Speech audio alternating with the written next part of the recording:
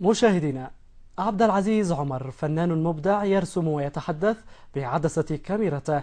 عبد العزيز عمر في سطور.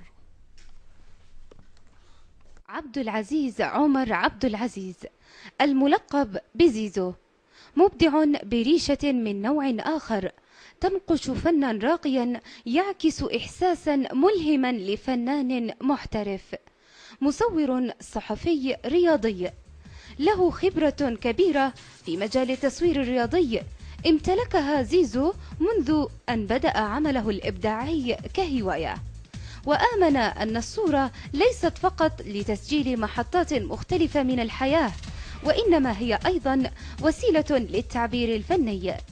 فبدأ مشواره في التصوير الرياضي ووضع بصماته في فن التصوير الفوتوغرافي، وأصبح يمتلك أسلوبه الخاص في التعامل مع الصورة.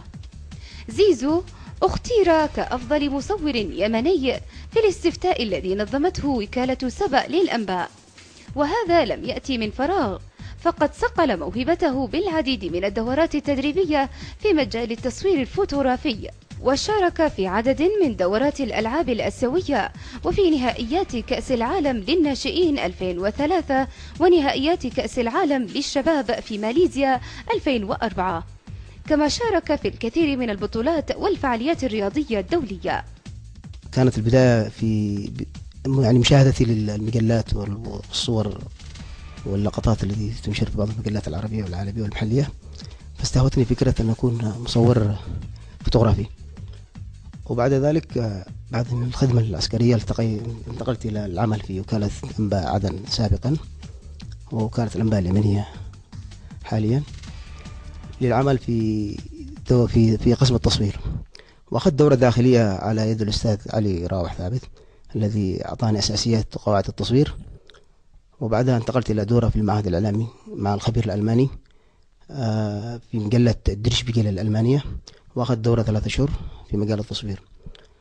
وبعدها انتقلت في بداية توحيد الوطن الغالي، انتقلت للعمل في صنعاء بدرجة رئيس قسم في وكالة الأنباء اليمنية سبا بعد دمج الوكالتين. ومن هذه الفترة وأنا أعمل في قسم التصوير.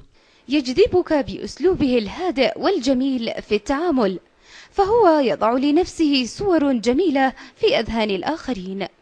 هذا المبدع الذي أتقن فن التعامل مع الصورة هو أيضا عضو في عدد من النقابات والمنظمات الصحفية، ومصور صحفي رياضي لمجلة سوبر الإماراتية.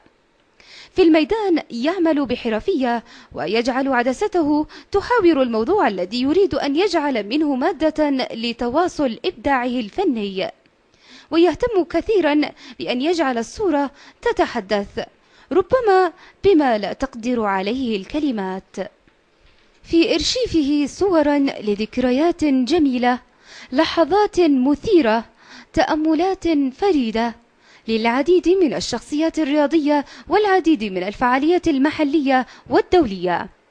عبد العزيز عمر من مواليد مدينة عدن، وأب لطفلتين. حياته ألوانا من المحطات الفنية الرياضية وصورا من الإبداع والمثابرة. كاميرا الحياة تحفظ له صورا لا تنتهي من العطاء.